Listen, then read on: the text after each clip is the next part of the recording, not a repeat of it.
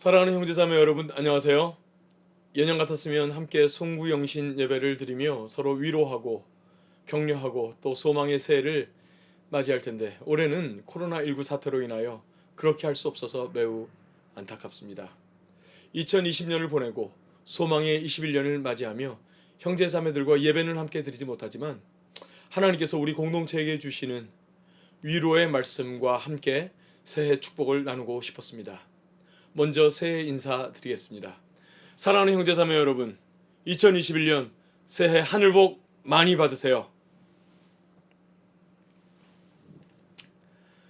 여러분, 하나님은 볼 수 없습니다. 성경은 하나님을 본 사람은 아무도 없다고 증언합니다. 그러나 하나님을 볼 수 없다고 하나님이 안 계신 것은 아닙니다. 하나님은 어디에나 계십니다.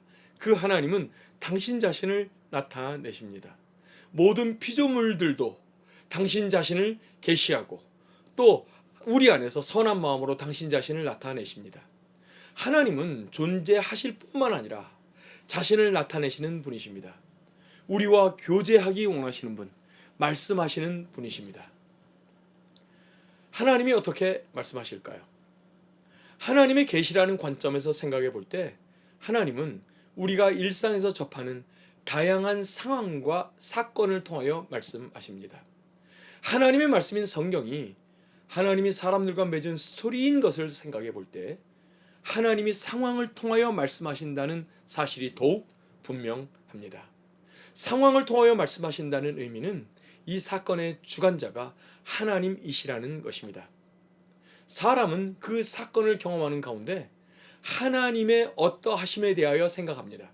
그때 하나님이 어떠하신 분인가 하는 말씀이 선포되는 것이지요.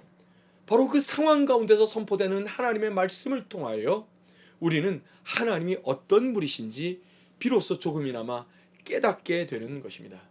만약 상황이 없다면 우리는 하나님을 알 수도 없고 말씀을 들어도 깨달을 수도 없습니다. 물론 그 상황이라는 것에는 악한 것도 있고 선한 것도 있습니다. 그러나 어느 것이든지 하나님께서는 그 상황 가운데서 우리에게 말씀하십니다.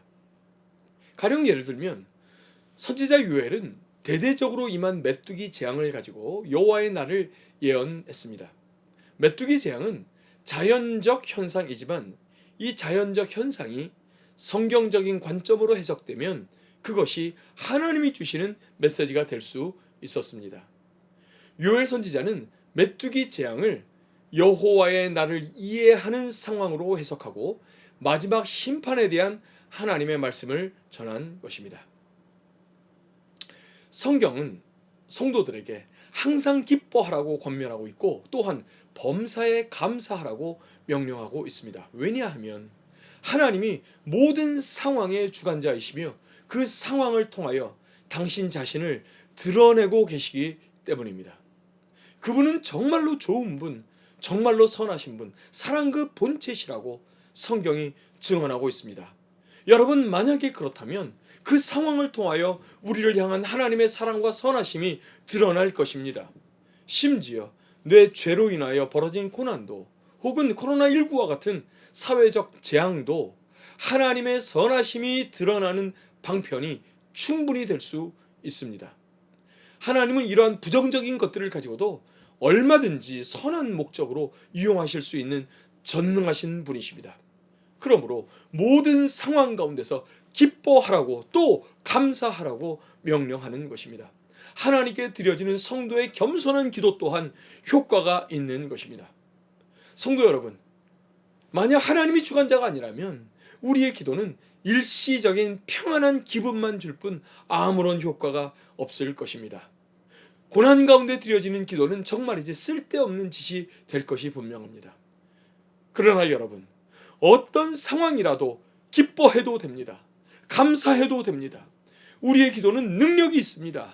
왜냐하면 하나님께서 살아계시기 때문입니다. 우리의 기도를 들으시는 하나님은 우리를 사랑하시는 좋은 아버지이십니다.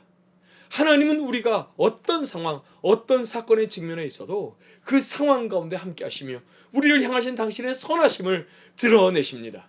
그러므로 성도들은 결코 망하지 않습니다. 어떤 상황에서도 죽지 않습니다. 그들은 넘어질 수는 있으나 아주 엎드러지지는 않습니다. 하나님이 그들을 붙잡아 주십니다. 그들은 살아계신 하나님의 언약 가운데 서 있는 사람이라는 것을 여러분 기억하셔야 합니다. 성도 여러분, 2020년은 정말이지 많이 힘들고 어려운 기간이었습니다. 그러나 그 고난보다 하나님의 은혜가 우리에게 더욱 넘쳤음을 하나님 앞에 고백합니다. 아직도 여전히 두려운 상황, 불확실한 상황이 펼쳐지고 있지만 이 두려운 상황, 불확실한 상황 가운데서 두려워하지 마시기 바랍니다. 목숨을 바쳐서 우리를 사랑하시고 모든 상황을 주관하시는 살아계신 하나님을 붙잡으시기 바랍니다. 힘든 상황 가운데서 믿음이 잘 생기지 않아도 하나님을 신뢰하기로 결정하시고 큰 소리로 외쳐 고백하시기 바랍니다. 또 서로를 격려하시기 바랍니다. 기도와 묵상 그리고 공동체의 교제 가운데 과거 나에게 베풀어 주셨던 하나님의 역사와 은혜를 기억하며 인내하시기 바랍니다. 또한 현재의 상황 가운데서 감사할 것을 찾아봅시다. 이러한 마음에 하나님이 새로운 은혜를 부어주십니다. 하나님을 향한 믿음이 생깁니다. 이 믿음이 두려움으로 꽁꽁 얼었던 마음을 녹입니다. 믿음이 이렇게 작동될 때 소망이 생기고 이 소망으로 용기가 그리고 하나님을 의지하는 믿음이 더욱 강화됩니다. 마침내 믿음의 역사를 보게 될 줄로 믿습니다. 내 말이 네가 믿으면 하나님의 영광을 보리라 하지 아니하였느냐. 내 말이 네가 믿으면 하나님의 영광을 보리라 하지 아니하였느냐. 아멘. 사랑하는 형제자매 여러분, 기도하다가 낙심하여 기도를 중단하는 것을 하지 마십시오. 하나님은 살아계십니다. 살아계셔서 믿는 자들의 삶에 역사하십니다. 하나님은 약속대로 일하십니다. 그분의 약속은 거짓말이 아닙니다. 사람의 마음이나 달래주려고 주신 말씀이 아니라 실제로 그 말씀대로 일하시는 분이심을 믿으시기 바랍니다. 코로나19가 여전한 이 고난의 때에 우리가 2021년을 맞이합니다.